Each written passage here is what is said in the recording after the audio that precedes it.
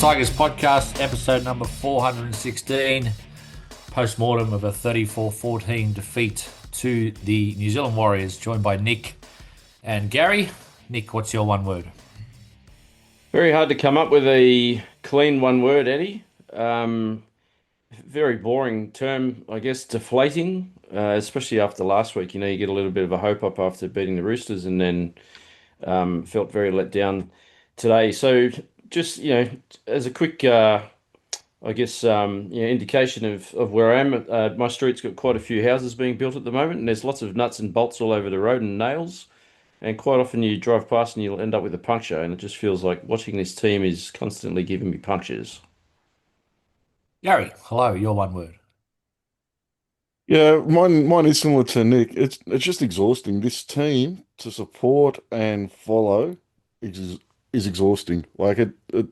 It's really hard to keep coming back when we are just do dumb stuff and play so poorly and so ill-disciplined and so far below where the side that we have to put on the field should be playing.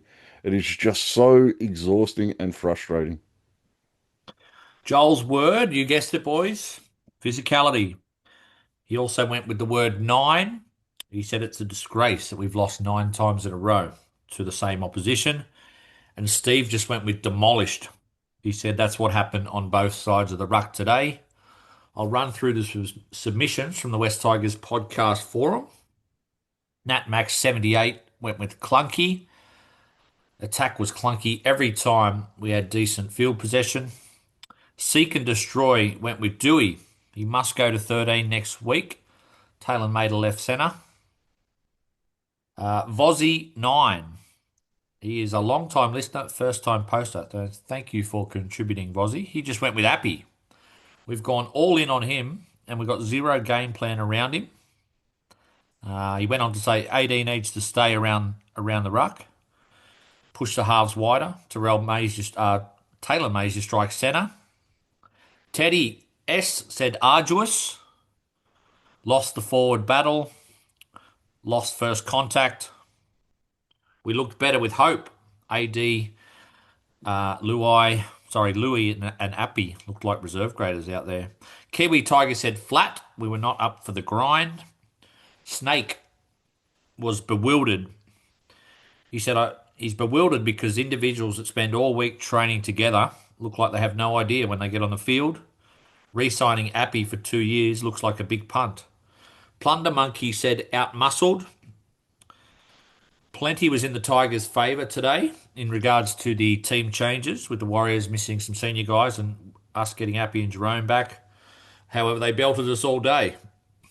Appy and Jerome, common theme going here, boys, looked as flat as a day-old lemonade. LFC Tiger was deflated. Any time we get a chink of light, we diminish it. Rach09, IQ. We lack so badly in this area of the game. Mike said regression. Apart from the first 3 minutes, there was not much to like. Richo meter, we were poor. 2 steps forward, 1.5 steps back. That's why this is such a long process. Tiger Town SFS said worrying. How can anyone explain the difference in cohesion, attacking threat? He said, I went on to watch Para and Penrith game. It was a much higher standard. Awful, truly. And Tiger's Eye went with typical. Typical game after scoring the first try. Flat, lack of ideas, poor reads, out-muscled, bad refereeing. So he got the whole lot in there. Boys, I've morphed into Joel tonight. I've got 3 one-word submissions. It's better than the 7 he usually has. Yeah, so I've reduced. I've done well. My first one's not actually a word, but you can picture it because I've got a favorite list of my emojis, and they come up, in order of the ones I've most used. Nick's already lost it now, but I'm thinking of the big turd with eyes. That is the West What, you're Tigers. talking about Nick? A huge turd with eyes is what I sent straight after the game. So that is one of them. On a more serious note, I've gone with captains. because I think I said to you boys during the week, it's time for our captains to start earning their money. And I was extremely disappointed by both their performances today. And my third one is mentality. And I'm going to get that into that a little bit later when we talk around the press conference and some of our performance today. But Nick, was it a big step backwards today, or is it what's to be expected against a top four side away from home? Maybe a bit of both, frustratingly. We seem to be outmuscled when we come up against the bigger, stronger teams. And I know Joel's physicality word, I think it rung true today. Warriors are big across the park. But one of the points you just made, Eddie, about leadership, I think maybe Jerome's a bit deflated, not just with where we're at, I guess, with the Tigers as the season's going at the moment, but also off the back of Origin. I think he probably had a bit of an Origin hangover today.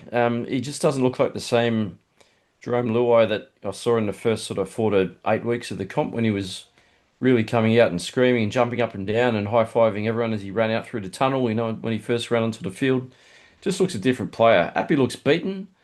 Yeah, in the press conferences, he just looks like he wants to go in a hole and hide it or cry. So I don't know. It's just I think they're all deflated. I think everyone can see which direction the season's going, and unfortunately, it's going down that toilet S bend again, the same way it has gone for the last 12, 13 years. Gary, what side of the ledger do you sit on? Top four side away, excusable, or a big step backwards? No, you can't excuse that performance today at all.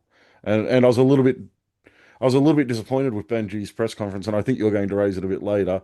Um, yeah, I think we made too many excuses today for what was a really poor performance, a really dumb performance. The amount of, and I think Rach used her one word as being IQ, and the lack of footy IQ that our side displayed today was was was unforgivable, and and everyone keeps on raising the word physicality. It comes down to one thing. We don't win the first contact.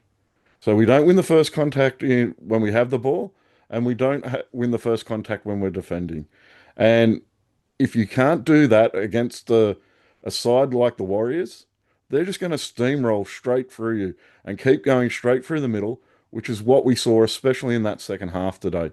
We never win that first contact. And if we want to be a serious team, then we need to start winning that first contact, or our performances are going to be as inconsistent as what we're seeing at the moment. First contact is paramount for this team to get that sorted and get that sorted out really quick. Got a few bullet points written down here, boys. So we will touch on later the forward pack. I want to single out three players in particular for different reasons. That's going to be our two captains and Adam Doueihi. And there's a few other talking points. But Gary, you mentioned that press conference, and I've written a few things down. So it's not exact quotes, but it's close to the mark from what Benji said. He was another one who morphed into Joel. He said we were out physicaled. Credit to the boys though, they fought hard. Heard that before. Maybe scoring the try earlier, we thought it was going to be easier than what it was. We're better in moments, but we still need to improve. Uh, we're inconsistent within games. I've got to find out what makes players tick every week. Long-term picture, we're on track. What did you make of that? There was a lot there he said today that I don't agree with. As I said earlier, we were dumb and lacked in that first contact, and we lacked mentally and physically throughout that game today. And Benji also in that press conference praised the Warriors. The Warriors weren't that good today. Like he said, they were a really good team. Not what they put out on the field today. I didn't think they were anything outstanding. And I'm sick of the excuses. I'm sick of hearing that we're on an upward trend, or things are going in the right direction. I think things probably are going in the right direction, but we're up and down all over the place. And that's the issue for me. The inconsistency from week to week throughout the game, that's Benji's job to fix, and he needs to get it fixed because I've waited long enough. I like it's what's 15 years it will be soon that we haven't played finals football. We need to get this sorted out, and it needs to happen quick. And it's based around at times today. You have a look at that first try the Warriors scored, and I'm ranting and wandering all over the track, all over the place at the moment. But that first try the Warriors scored today, where he was able to run around just about under the post to score a try that they scored from a couple of meters out. That should never ever happen. You should not. That to me shows a lack of intent and a lack of intensity. And I turned to Steve when it happened, and I said, "I'm really worried about that. That's not a good sign." And they're the things that we need to improve. They're the things we're hoping that would improve when we brought a guy like Jerome Luai into the club, who was going to lift up the standards of the team. But before that first try, he stepped in front of a player off a bomb and got done for an escort penalty that wasn't needed and was just a dumb play. There was far too many dumb plays, far too many low effort plays, and the standards that I was hoping that Luai was going to set at our club, they were non-existent today, and that's something we need to get sorted out. Nick, your takeaways from the press conference? I don't know if you've seen it, but I've given you enough quotes there. Yeah, I did watch it, and I mean, I think Gary's covered it all. The fact that the one thing that rubbed me the wrong way is what Gary already said, that Benji praised the Warriors for being such a good team, and I think he's just sort of pumping them up a little bit to cover or throw a smokescreen against how bad or how poor we were. So um, you can't make excuses for poor performances, especially when it happens so frequently. So, like I said, I had my hopes up last week. I thought we came out quite strongly last week, and it showed on the scoreboard. Yes, we fell away a little bit when we hit that lead because we didn't know how to actually go on and win that game the way a good team would or should. But yeah, today was complete turnaround from that. We led after what 2 minutes we scored that first try out in the corner. Skelton was jumping around like we'd won the grand final or made the finals already. And then only a handful of minutes later the Warriors scored. And like Gary said, it was soft. I thought any time the Warriors today threw any type of shape at our backline, we just looked like we're going into our shells. We didn't know how to handle it. We looked scattered at times in defence, and it was too easy. So, I know we've got some possibilities of who we might be able to bring up from, the reserve grade team, but we look like a reserve grade team at times, for me today. Nick, the reason why we were unable to handle that shape they threw at us today, a lot of times we just were outnumbered on that side of the field. It wasn't that they were stripping us of numbers; it was that the numbers weren't there to start with, and a lot of that came down because the Warriors were punching through the middle so much, and our middle was collapsing.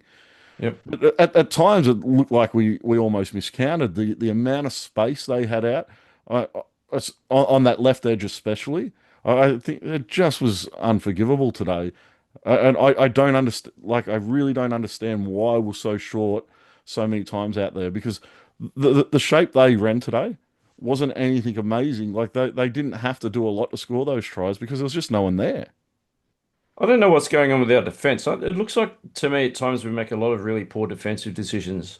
And I'm a sadist. I watched the highlights before we jumped on this pod just to try and, I don't know, get a few of the moments back, fresh in my mind. But a few times I saw Skelton come in and commit to a defensive move or commit to an attacker when he probably should have stayed out. I saw Toa do it as well. So I don't know whether they're not trusting the people inside them or just panicking trying to shut it down too quickly. But it just looks messy. And as you said, it just made it so easy for the Warriors to strip numbers. Happened too frequently. It's not good enough. It's not NRL quality. All right, Gary, it's time for my rant tonight. I wasn't going to host tonight, but I was going to say, Joel, I need to come on for 10 minutes. And I'm going to qualify this by saying three things about Benji. I think in general, over his 18 months, he's dealt with the press really well. Through some hard times. I think his selections in general make sense a lot of the time. The second qualifier is that was a home press conference for him over in New Zealand, and he's a godlike figure over there. So there's no doubt he was interacting different with those journalists than he would to the Sydney media. And I think I'm not going to give him a pass for the amount of praise he gave the Warriors, but he also talked about the crowd and It was like we were playing against God over there. So give him a half a pass for that. And I still want him to be our coach next season because I think he has made some improvements. He's improved our roster. But that was a ghastly press conference. That was an awful press conference, and his mood reflected how the team played today. And that's why I use the word mentality. His mentality when he played, he was not consistent. He was a brilliant player, Benji Marshall, but he was not a consistent player. And I've highlighted, Gary, what's happened after our last four wins. All right. After we beat Newcastle, we turned it up against Parramatta and got spanked on Easter Monday in what was a huge game for the club. After our win against the Sharks, we actually won, but we were horrendous against the Dragons. They had 12 line breaks to two, should have lost, except for that lunatic from the Dragons who dropped the ball over the line and bull around 110 metres. So then, after two wins in a row, we went and got pumped 64-0 by Melbourne and looked like we completely didn't care, didn't want to be there. And then after this latest win over the Roosters, we go and get pumped in what was a flattering scoreline. It was extremely flattering with 8 minutes to go. 34-14, I still thought was flattering for the way we played. But then at the end of the press conference, he's laughing about, I feel like I'm saying my eulogy here. Like, I don't want to see my head coach laughing in a press conference after we got pumped. It's not the place to do it. I know there's time for a laugh in a grueling season with the media, but it's not the time when you've just got pumped because you're sending a message to the players. You're sending a message to your fans and you're sending a message to everyone that this is all right. We got beaten by a top four side. It's a great crowd out here to New Zealand. Well done to the Warriors. So I thought that was a borderline pathetic press conference by Benji Marshall. And I'm really concerned, Gary, about that. Like, I thought it was, to be fair, it's an outlier of what he's produced this year. And I know it's going off the media, but I was alarmed watching that. Yeah, I I get at times in those press conferences, you want to speak differently to the press, how you're speaking to your team. So at times during press conferences, you want to paint up the positives, and then when you go back behind closed doors, you speak to the team about what you really feel and give them the message. But today just simply wasn't good enough, and there's been too much of that this season. I think it was really time that needed to be called out in a press conference after that game today. I really thought I would have heard Benji say today I that was the expecting that. standards. I was half expecting that because So was you probably I. only got one or two of them in a year in you. 100%. And but now's the time they need it. And it's not just the players that need to hear it. I think our fan base needs to hear that sort of standard that we saw today is no longer acceptable at our club. That we're not going to talk anymore about us going in the right direction. We're going to call out, and and I agree with you, Eddie. You don't do it every week, but I thought today was the day to call out that this is not good enough for our club. This is not good enough for our team. This is not the type of performance we want to see, and we will be better next week. But there was none of that today. I thought it was too easy of a press conference compared to the performance that we saw today. And that for me is what was disappointing. And it's really hard because I'm sure the players are feeling that roller coaster that we're all feeling, but we can't do anything about that. The players and the coaching staff can do something about that. And I wanted to hear more from our coach after that game than what he actually dished up this afternoon. I think it's really clear that, and Appy said it, during that press conference, that, we love him. Talk about Benji and we'll do anything for him, blah, blah, blah. He's obviously extremely well respected by the playing group, and he's obviously extremely well respected, like the commentary said, in New Zealand as a whole. And that those journalists that came out to the press conference obviously treated him with a lot of respect. I don't think anyone's really hitting him hard enough with those questions. Like they're sort of tiptoeing around it a bit, like asking him questions. Oh, how do you feel? And how do you think you're going? And what's wrong? And blah blah blah. But it was too soft, and I think Benji just feels like, for me watching him, it's almost like he's elevated on his high chair, and he's just not being probed enough. Someone needs to hit him with a cattle prod in the butt and get more of a reaction out of him. Because, like what you're saying, Eddie, Craig Bellamy wouldn't act like that at a press conference after his team put in a very average performance. Like, There's got to be more to it. And I get what you're saying, Gary. It's one thing to come out and talk like that in front of the media, and maybe he will go behind closed doors and say it differently, but I don't know if he does. Like, does he? Like, is he going in and ripping the team to shreds? Because they deserve to be ripped to shreds. Some of those individual performances deserve to be pulled apart by the head coach. I don't know if that's happening or not, but it needs to happen. And the players coming out and saying we respect the coach, we play for the coach, is getting a little bit old.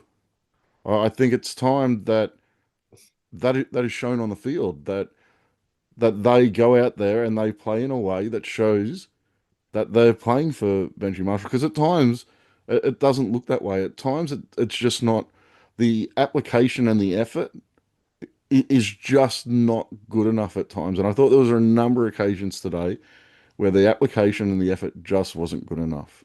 So I I, I don't think the players have too many more opportunities to say we love Benji, we respect him as coach, we're playing for him, he's a great coach.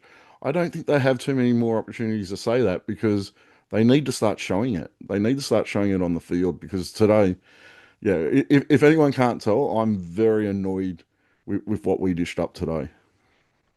It's the thing, Gary. Like the words don't match the actions, and obviously there's two sides going out there competing, so there's always one side that's going to lose. So, but like it's all well and good to have, and you want a coach to have a strong relationship with their captains. But the the scary thought I had today is, is this club becoming a bit of a boys' club? Because if he's not going to challenge Appy and Jerome, and we don't know this, we're not in the walls of Concord, but I think they need to be challenged on what they dished up today, our two captains. Yeah, I don't think either of them were good enough today. And there's a couple other things I want to raise about their play when we get a bit further into the pod as well. But their leadership, I don't think, was strong enough today. As I said earlier, I wasn't happy with the standards that Jerome set out on the field today. I wasn't happy with that really dumb play of stepping in front of that player coming through on the bomb. Those sort of things we need better from our captains, and I thought they both played quite poor today. But it's those standards I want to see from them. That's what needs to improve for me. Talking about challenging players within the group, there's obviously rumours that came out in the press not long ago about Benji putting a bit of heat in a tackle on Adam Doueihi. He's probably one player that's actually stood up recently and come out and shown what he can do. Like he was really impressive. I know we'll talk about the game, but he was really impressive today. He's been pretty good lately as a whole, but especially when they moved him to the middle during that back half of the game today, he really showed, I guess, what we've sort of been talking about, whether he could fill that lock position for a while. But yeah, for me, he stood up. He looks like he's got some value still. So be interesting to see which way he goes at the end of this season. Let's hone in on the three individuals I mentioned before. We'll stick with Luai for now, Gary, and there's mitigating factors. He's coming off a huge Origin campaign, which is always mentally draining. Going across New Zealand, play a game 4 days later after you've lost a decider. And like we've all mentioned, the forwards were decimated today. And I don't think any halves probably would have won that game for their team. But in terms of his actual play at 5'8", I'm still looking at it and going, we're looking disorganised. We don't know. People aren't on the same page. It's starting to concern me long term. Yeah, I am starting to worry about his level of play. I've given him a fair bit of excuses myself this year for how he's been coming along. At first, it was that he was feeding Lockie Galvin, and that was taking him out of the game a little bit. And then all the drama around Lockie Galvin kind of I had in my mind that that was holding him back. But there's really, I think he's kind of ran out of excuses. I think it's time that that level of play needs to go to another level. And and like he's a guy who's on $1.3 million, and we need better than what we saw from him today. We need more involvement than what we saw from him today. As a club, we can't afford to have Jerome's injecting himself in the game every now and then. We need his hands on the ball a lot, and we need a lot better decision making from him. Like he had a couple of really nice moments today. I thought that combination with Sam Fainu, I think, is coming along really nicely, and he was very close to putting him through a couple of holes today. I thought the kick for the repeat set was a beautiful kick. But we need more of that. We need more of those stronger moments and a lot less of those moments where he crabs across the field and gets a little bit lost and kind of then runs around in a little bit of a circle. We need to get that out of his game and get the more direct play and those plays where he's linking up with Sam or he's putting in a nice kick. We need more of that. Nick, I think it's a fair point that Gary's making. Like the first month, he's got excuses because he's adapting to a new system, new club, new combinations. Second month, oh, Galvin's hogging the ball. He's getting 70% of the ball. Luai's taking a step back because he's a great bloke. Next month, he's playing Origin. Latu hasn't been there. Like, I don't know. Are we being unfair here? Maybe, maybe. It's hard to really like I was very critical in it, when I was speaking earlier about Luai and Appy, and where our leadership was today. But just thinking about the game a bit more, we got rolled up the middle, like Gary said, we were well and truly beaten physically. Their forwards dominated our team. Our forwards were quite soft, I thought, with the exception of I thought Sione Fainu was brilliant again.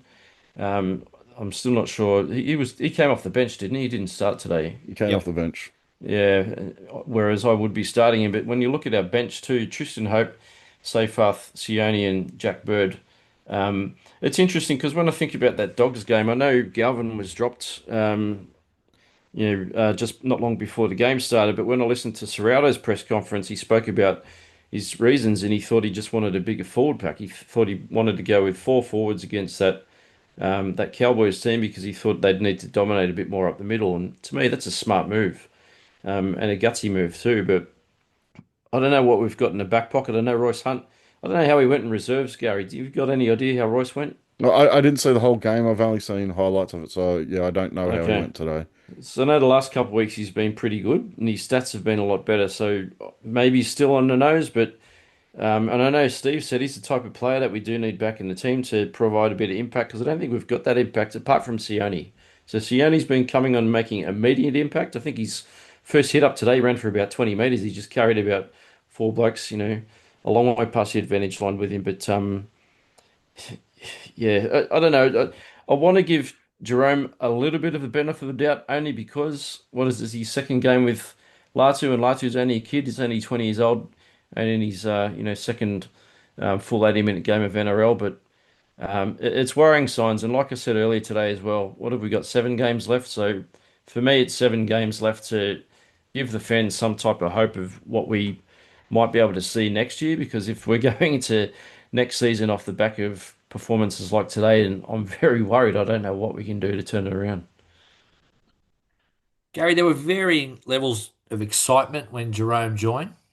There are also varying levels of concern around whether he could become a halfback and the main man as he wanted to be. Now, not through his fault, but I think it's obvious already that that number seven plan is out the window. Because Shane Richardson, went after Adam Reynolds. Latu Fainu is now playing at halfback. Jerome's playing in the six. But my point is, like, are we asking him to do something that he hasn't done before? And I'm not talking about even playing halfback. I'm looking at how he played at Penrith with that ball playing lock, and we've got to look at it in the last 25 minutes today with Adam Doueihi, who's not Isaiah Yo. Please don't confuse him with that with Yo. But it all of a sudden seemed to straighten the team up. It got Jerome wider on that left, probably less involved, but more quality to his touches. Is that the way forward? I I think that move of Adam Doueihi being put into that lock role today during that game, I think that's the final kind of nail in the coffin of Luai being the halfback moving forward.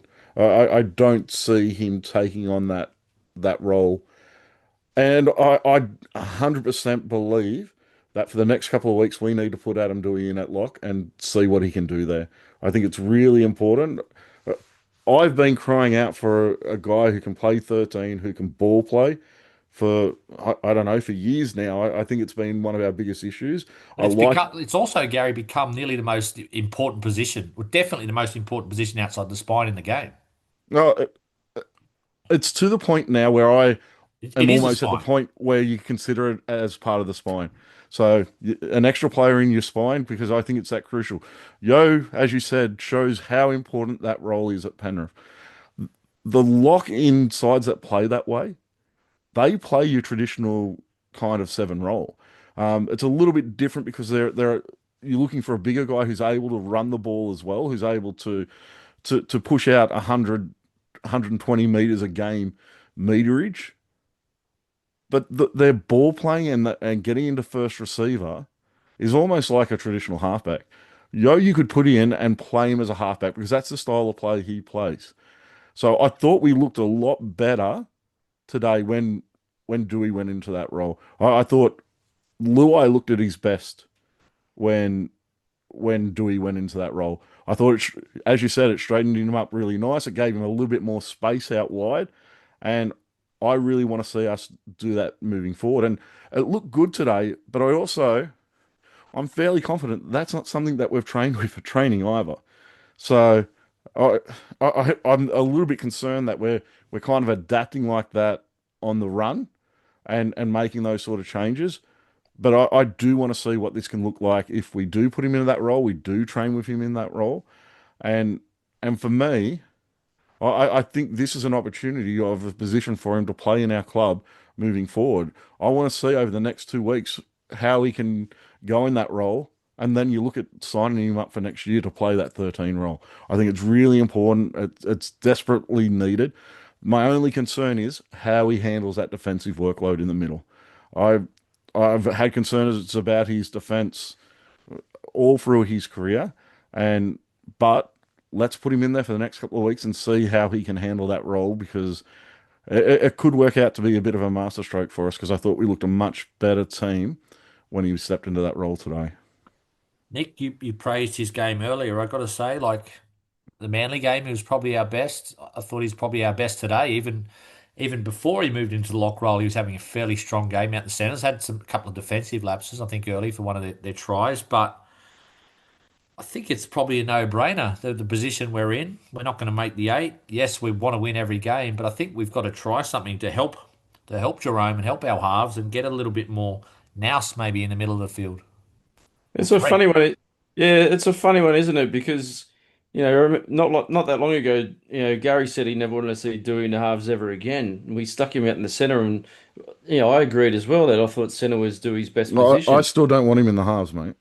No, no, fair enough. But last week he was pushed into the halves with Jerome out, and he played a really, really good game.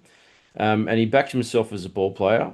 And I know that we've floated the idea of a 13 for quite a long time and spoken about that many times on the pod, but I guess we got a glimpse of it today. But yeah, maybe we can use these last 7 games as an opportunity to have a look at him in that 13 role. And like you were saying, Gary, I don't know if I'd start him. I think I'd rather take a bit of the heat out of the game or sting out of the game and maybe bring him in off the bench. You could still play him for 60 minutes, 65 minutes if necessary, because he really did add a hell of a lot in our attacking game this afternoon. But I also think his defense is holding up. I didn't think he had it in him. I think he's gone to another level this year with his defense.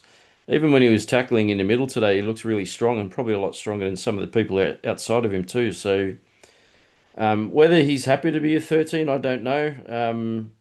But it's worth a crack because I know that we've, asked questions, where are we going to get a 13 from? There was talk about Hetherington from the Broncos, but I don't know what's happening with him. But like Steve said, we've got Dewey sitting there under our noses the whole time. Why not give him a crack? So it makes sense. You know, it makes sense. Look, if we're going to put him into that role, I think I'd probably be starting him. I know I've spoken about defensive issues, but we can't afford to have slow starts in games where we need to get our best side out there. We need to be taking advantage of any opportunities we have early, and I think playing him in that 13 role probably gives us the best chance to do that. The other thing I do want to raise around that first receiver sort of conversation, is there was a number of times today where for some reason we had Stafford Toa as first receiver on the right-hand side of the field. And I found that really perplexing today that we would have He Latu. did play 5'8" once before for us. I know what It, you're not saying, suggesting that, but like maybe that no, was some sort of tactic. I just thought it was really odd, and I know I, my only thoughts around it can be is we do that with Buller, and maybe we're trying to generate a little bit of attack on that right hand side, a bit of a surprise attack. I don't know, but I found it really odd today that he was getting into first receiver on that right hand side a few times. I think it's obvious, even if it's not Adam Doueihi, Nick, that we need a ball playing lock. Like they can sort of be created. Like guys like Dylan Walker, people thought he was finished, but like Yeah. he's really valuable the way Parramatta play. I was watching him play today. He's almost forced to play halfback with Mitch Moses not there, but he's perfect sort of link man. And I've just got this almost sinking feeling that Isaac Moses, the bird's flown here if we want to keep Dewey. Like he's just employed Isaac Moses. He's going to be able to that performance today. I guarantee, like a guy playing for a contract, he's obviously hungry. He's playing well. He's now showed he's versatile and potentially a lock for a side going forward. So he's not going to make it easy for us to re-sign him or cheap. No, he's not. And like Steve mentioned, this afternoon to us as well, it'd be very like the West Tigers to lose Dewey, wouldn't it, after he's showing potential that he could slide into that lock role. So, yeah, it'd be annoying to lose him. If we do, geez, Richo, I hope you've got something up your sleeve, mate, because Kai Pearce-Paul's a really good buy coming to the back row next year. But yeah, 13, if Dewey could fill that hole, then that's perfect for us. But if not, geez, we've got to get someone equivalent, if not better, to slot into that 13 jersey. So yeah, it's some nervous times coming up, I think, as a West Tigers fan. This off-season is going to be massive as well.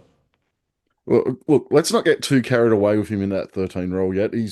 He spent what 25 minutes or something It was like a playing bit in the like the role Manly today. game where he like the side's out of the game. Let's go in there and have a crack. I'm not saying it well, it is a bit easier, I think, doing it in the last 20 minutes of the game, Gary, but it's very small sample size, is what you're saying. It's an incredibly small sample size, and one thing we've seen from Adam Doueihi over the years is that he can go out there and he can have a strong period of game, or he can have a strong game, but it's doing that week after week after week that I think he's had difficulty with over the length of his career. So yes, I think there is potential there for him in that 13 role. I'm not going out and breaking the bank to sign him in that role tomorrow. I'm not re-signing him tomorrow. He still needs to show he can fulfill that role. Otherwise, his role at our club next year, especially when you see the form of one of our centres in reserve grade today, his role in our club next year at this point would be a backup half. That's where he's at Even at the though moment. Gary's probably been our best player 2 of the last 3 weeks. He's been our best player at other times during his career as well, and it's that consistency and it's finding that spot for him. Because right now, I don't think moving into next season he's going to be in our top two centers in our side, and I don't think he's going to be one of our halves. So we need to find that place for him, and we need to work out whether that 13 is that spot for him in our team next year. I think I'm jumping the gun, Gary. I think I'm re-signing him.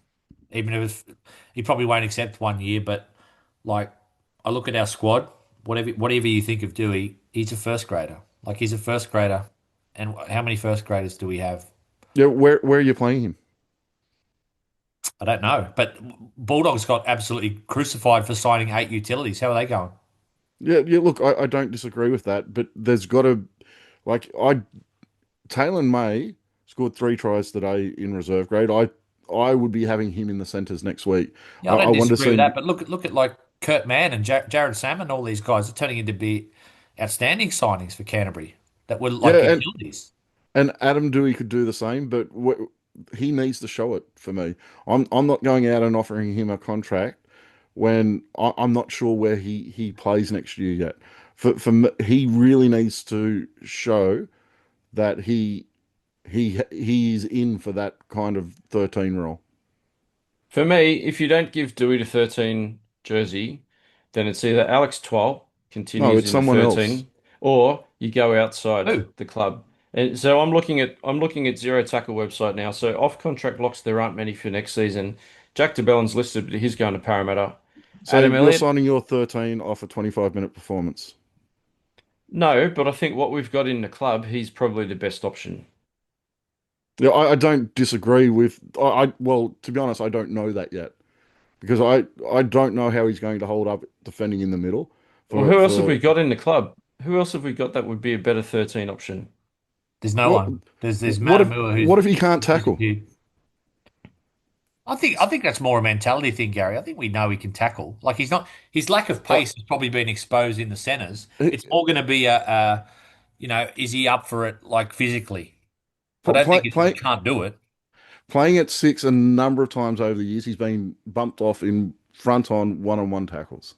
Now he's going to have to make a lot of those playing in that lock role, Don't you get a and little bit more like? Sorry to keep butting in, but don't you get a little bit more help in terms of men around you in the middle? I know it's you more like you if Tino's do running at him next week, and that will happen. That's a challenge. you do, but you do still get isolated, and we need him to be able to make those one-on-one tackles. And I'm not saying no to playing him at lock. I'm playing him at lock next week, but I want to see more than a 25-minute sample size before I go and lock him in as our number 13 for next year because that's not enough for me. We need to see more than that. I'm only basing it off how I think the market might react. I think couple of clubs might be interested after that little cameo today. But let's talk Appy Korisau. The skipper was back today, Nick, after the concussion against Manly, but pretty forgettable afternoon for Appy. Obviously, his forwards had no momentum, so there wasn't many opportunities for him to get out of dummy half and do what he can creatively. But I'm starting to worry, man. Like I, I sort of palmed off that decision with the Silver that you got to back the coach, but I just don't know, man. Like two years based off extending from 26 to the end of 28. He's starting to fall off some tackles. I guess he's always fallen off a few tackles, but I'll be honest, he looked old out there today, and that's harsh. And he's a bloody good player, and he's a better player than De Silva. But I'd be lying if I said I wasn't concerned about end of 2028. Yeah, he looks worn out to me. He just looks like he's completely shot. So, But he was he fresh, tries like he his was fresh today. What reason is there to be worn out? headaches. I don't know. Is he still suffering some of that concussion Hmm. from a few weeks ago? I'm not sure, but that knock on that he did from dummy half. When's the last time Appy's just dropped a ball like that? That was basic, mistake. And the commentary I think said that you could watch another 100 games, he wouldn't do it again. But yeah, he did look very weary. Appy, and as I said earlier in the press conference, he just looks sad. He just looks completely dejected. Has he even signed a contract extension? Because if I were Appy, would I want to stay at the Tigers for another 3 years or whatever it is, or a couple of years extension beyond the current end date? Or, would you start fresh and go to the Bears and earn some money for your last, twilight years? I don't know what I'd want to do. I know he loves Benji, he loves Jerome, Taruvu, all those boys, it's a boys' club and they want to get the Tigers out of the hole that they're in, but um, I don't know. It's really hard to say. We've just let De Silva go, so we don't have that immediate fallback option anyway. Tristan Hope's not the fallback option, and this young Jared Hayward's too young anyway, so he's what 2 or 3 years away from playing any regular first grade, regardless. So yeah, I feel sorry for Appy. He just looks worn out. It's tricky, Gary, because he's off the back of a beaten forward pack most weeks in his 3 years here.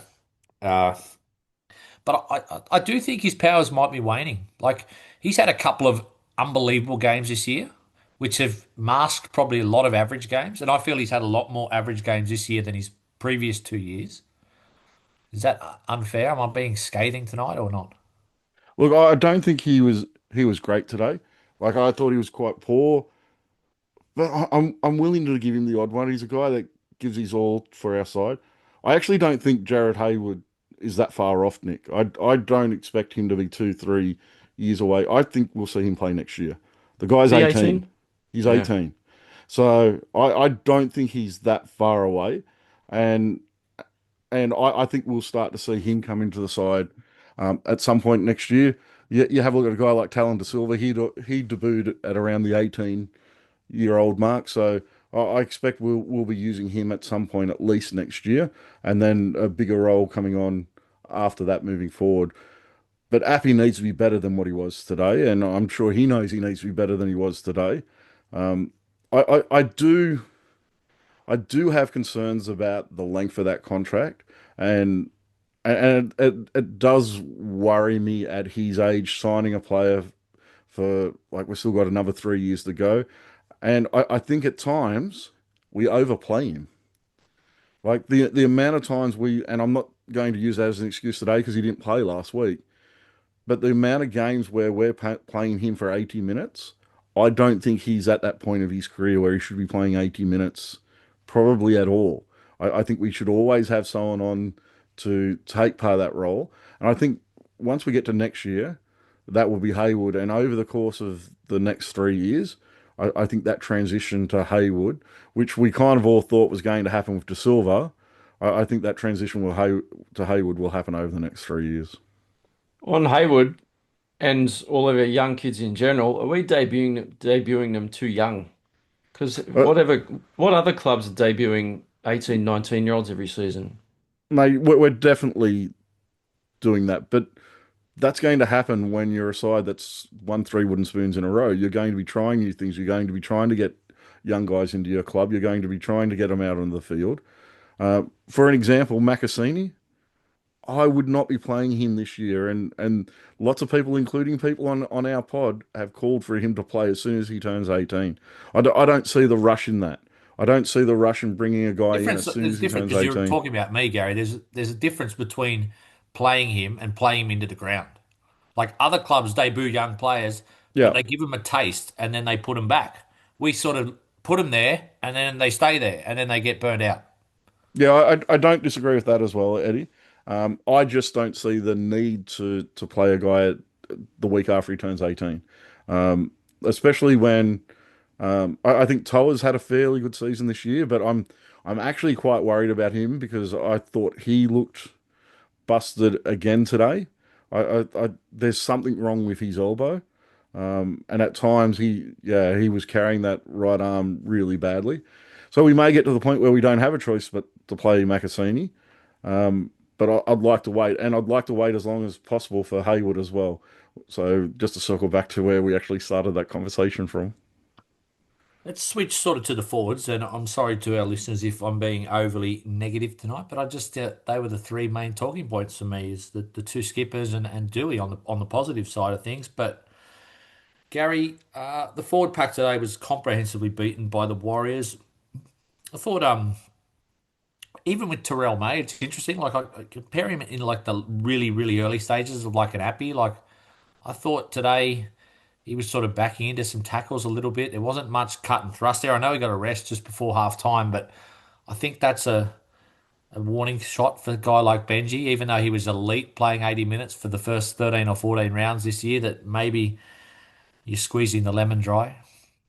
Yeah, I'd like to see him getting those breaks. I was really pleased, and he got one last week as well. So this is 2 weeks in a row we've taken him off in the first half. So with about 10 minutes to go, we've given him a break. I'm guessing, and I am only guessing, but I would hope that the club's analysing his training data quite closely, and you should see if there is a little bit of fatigue building up over the season, you should see his training data drop off a little bit. So I'm hoping that if that they've noticed that, and that's kind of why that rest is coming because I think it's very much needed. But I still think, and to hit your point on the forwards, we're still that starting prop short. We need a guy who can. Terrell May's not, especially in that first 20 minutes of the game, he's not that impact guy. He's not that guy that runs at 100 miles an hour and damages the line. He quite early in games, he gets put on his back. And that was the biggest thing for me today. Our forwards were just getting put on their back all game. Lose a first contact, end up on your back. The only one of our forwards who was really getting to their stomach regularly was Alex Toll early in the game. He was finding his stomach and getting a decent play of the ball. Everyone else was getting put on their back time and time and time again today. And that's why our play the ball speed looked so much slower than theirs. That's why it looked like the Warriors were laying all over us because you're allowed to lay over us if you put us on our back. We've got to get that sorted out, and I think we need to go to market and find a guy, and there is a guy available who can Who? actually cause it. Josh Papali. Oh, you'd sign him tomorrow, wouldn't you? Surely. 100%. He's exactly what The leader we, as well. yeah, he's exactly what we need Ke- to kind of round out our forward pack because I think he's the exact type of player, and he's getting on in age, and know he's getting close to the retirement, but I would definitely take him because I think he adds what we're missing. A bit surprised, Nick. The last few weeks they've switched back up to Fanua Pole starting and Sione off the bench. Like Pole, I thought had a really ordinary game today with his hands and a couple of missed tackles and whatnot. But Yeah. Sione, as soon as he come on, was I thought he was actually probably one of the few that made a little bit of an impact. He's really jumped out of his shell this year. He's gone to a whole new level that I didn't know was in him. He's very impactful. His runs are hard. He tackles hard. He links up well with his, with the other players in the team. Yeah, we've said before, I'd start Sione and probably put Pole back on the bench. Yeah, Polo had an off day today. He made a few silly errors, like quite a few of the players did. And I think Polo's more of an impact player anyway. But yeah, I'd definitely start Sione. I do kind of agree with what you're saying, Gary. I think Terrell's probably he is a workhorse, but uh, is he being burnt out already? Yeah, he's probably played a lot bigger minutes this year than he has in previous seasons. He doesn't have the impact of a Pole or even a Sione, the way that he runs the ball. He's very different in the way that he doesn't hit the line as hard, but he's a lot more difficult to bring down. So there's a different aspect of Terrell's game. But yeah, no, Sione Fainu, Eddie, I love him. I wish there was another Fainu that we could throw in the full pack. We There just is. He like sadly he's in jail at the moment. Yeah, you're right. I forgot about that one actually. When's he due for release? Anytime He's due soon? for release next year apparently, but apparently the NRL's not going to register him till 2030, so we'll probably have to forget about that one. Ah, bugger. Terrell May, his best form is when he actually plays longer minutes. His best form at the Roosters were actual games where he played more minutes. But 100% he needs that little bit of a break right now. He's at a point in the season where he's pushed out 80 Sign him off the bench minutes. one week. Don't you Yeah, reckon? oh, yeah, Sign him it off the wouldn't bench hurt. one week. But yeah, a little bit of a break over the next couple of weeks, I think, would do him the world of good. You won't get the same level of play out of him that I think you get when he plays those bigger minutes, but I think he does need that rest. Just looking at some of the stats, Nick, and I really didn't bother going through the stats today because unfortunately I had eyes, so I had to see that game. But I did notice 4.04 seconds average play the ball speed.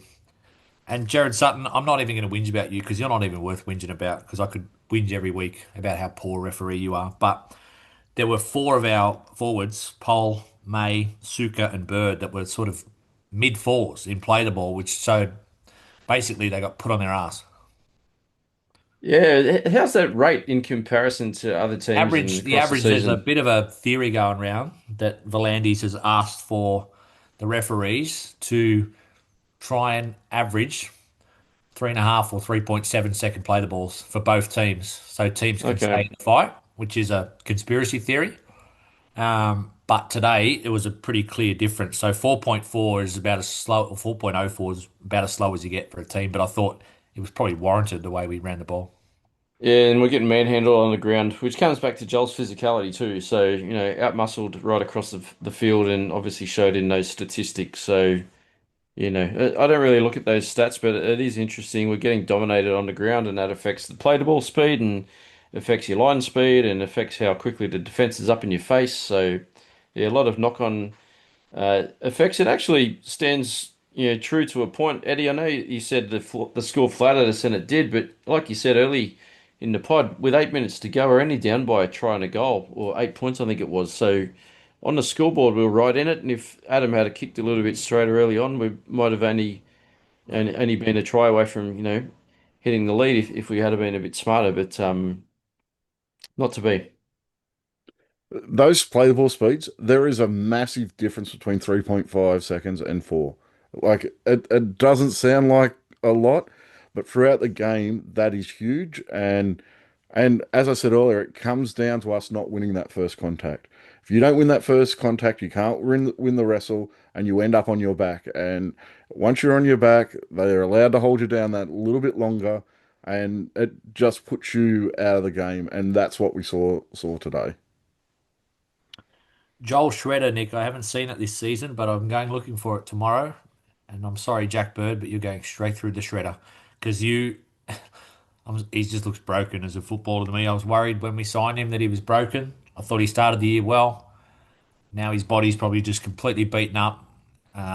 He's shuffling positions, which I suppose is his job, but like he doesn't know if he's Arthur or Martha out there for me. He's trying to tip on balls, trying to start fights some weeks. Like I just think reserve grade. Sorry, but I don't know who you replace him with, but That tip on pass was terrible. That was on the second tackle as well, and weren't that far out. I think we're 20 or 30 meters out from Warriors try line.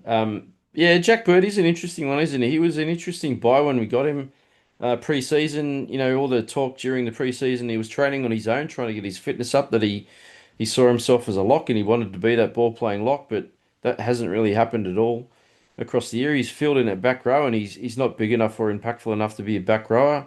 Early on in the year when he was coming in from off the bench, he did add a little bit of spark and he looked good at times, but yeah, for me now, I don't think he adds a great deal. So uh, I'd almost be tempted to leave him out of the 17. But the problem is, I don't think we're deep enough that we can leave him out.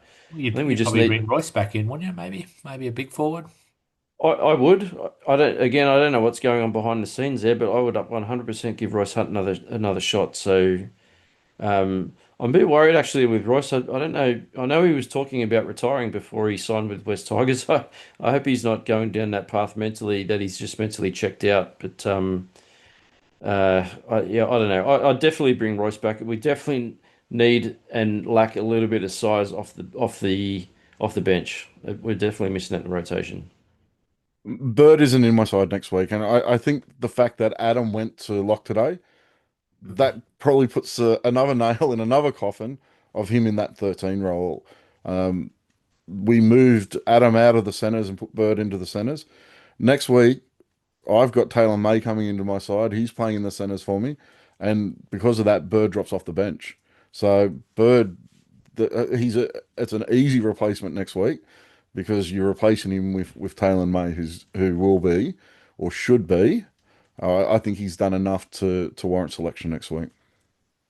We'll get to a couple of minor positives I thought from today in a minute. But Gary, what did you make of Latu's game? Obviously, tough one for him today with that forward pack. Not a lot of time to play with the ball. Yeah, what what you're going to get is you play young guys in key positions. You're going to get inconsistency. I thought he was fantastic last week, and really struggled to get into the game today. And I thought when we did make that move of Adam Doueihi into that lock role, Latu got a little bit lost in that, I thought. So I think there's going to be a little bit of an adjustment to kind of if I was going with my plan for next week of putting Adam Doueihi into that lock role and having him play that lock role, I think there's needs to be a lot of time spent on just how that works amongst the halves and Doueihi for before we get to that game next week.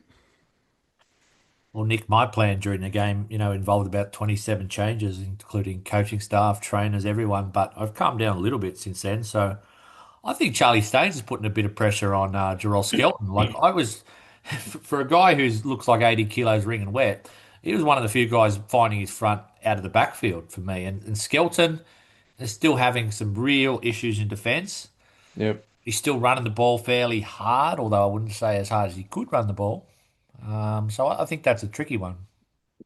It is the one thing that I took away from Skelton's game. What about that hit that he made on who was it? That Warriors player He got did it to absolutely Turbo 2 weeks ago. I can't remember who did it on, but he did the same yeah, thing. It was poleaxed. their fullback. Yeah, yeah, the poor fullback when he didn't even have the ball today. But that was a massive hit. Um, I can't remember what I was getting to. But no, Skelton, Charlie Staines, he hasn't put a foot wrong for a while now, and he's come out in the media not too long ago and said how much he loves the club, and I think he really wants to stay. So I reckon Charlie would probably be content to try to play his way into the team every week, and if he doesn't, he's doing a really good job with the Magpies from what I've seen in the highlights and on the score sheets as well. I love the way he plays. He isn't as big, as not as impactful, but he never stops trying, Charlie. You know, he runs a million miles an hour. Might not hit the line and drag a lot of defenders with him, but he plays with his heart in his sleeve, Charlie. So I hope he sticks around. But yeah, there probably is a justification for maybe thinking about sitting Skelton out. I think he's got a little bit of work to do, and he didn't play a lot of NRL before he came to West Tigers either. It's a really hard one because I thought Charlie was fantastic today. I thought he was one of our best players on the field today. But he benefits from Jarrell Skeleton being in the side. So if Charlie's taking a hit up off a slower play the ball, then he's really ineffective coming out of our own end.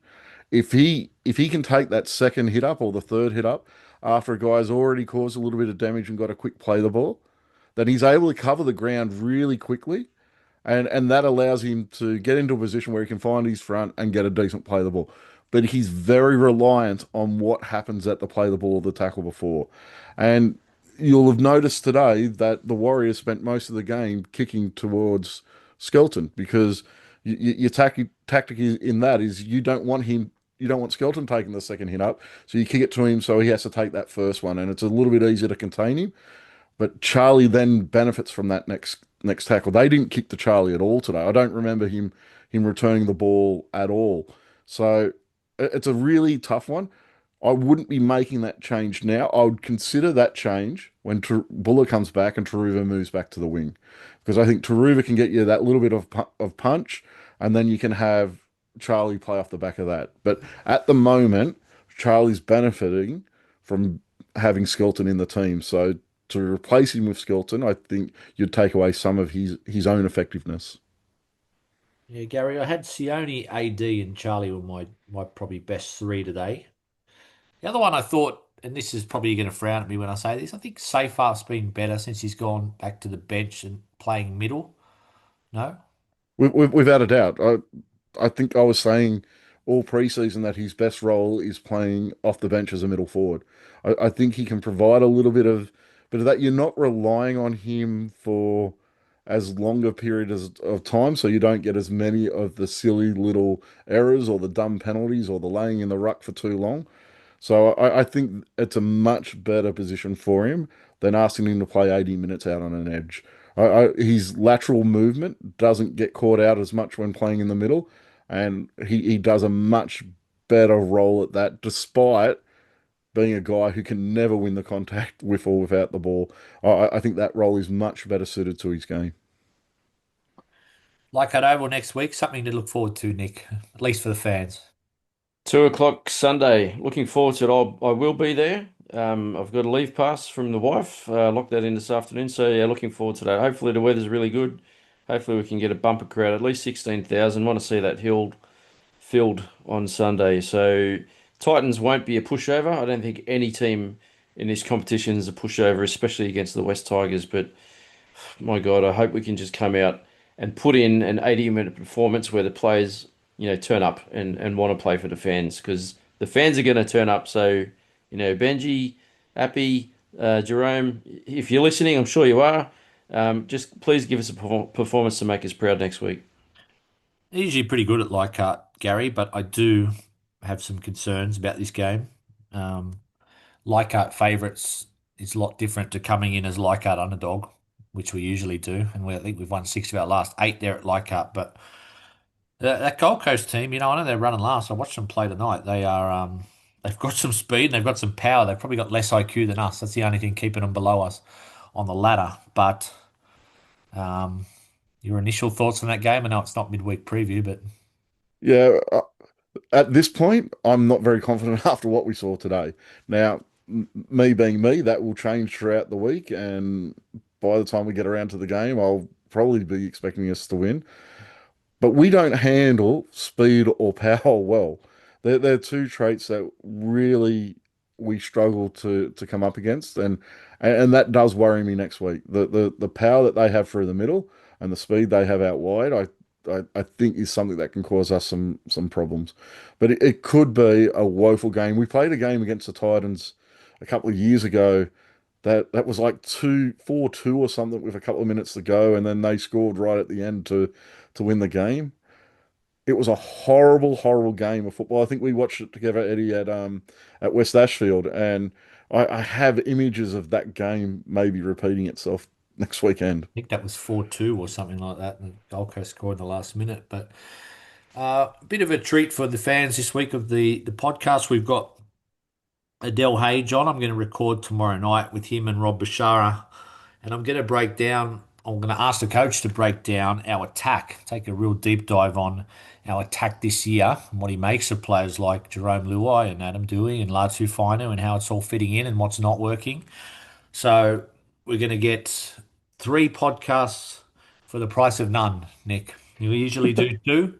This week we're doing 3. We're going to do Adele on Monday night, which will probably be released Tuesday night or probably more likely Wednesday morning. And then we'll do a midweek pod probably Thursday night. So I'm asking you and Gary to back up because the others, I think they've signed off for the year, like most of the team.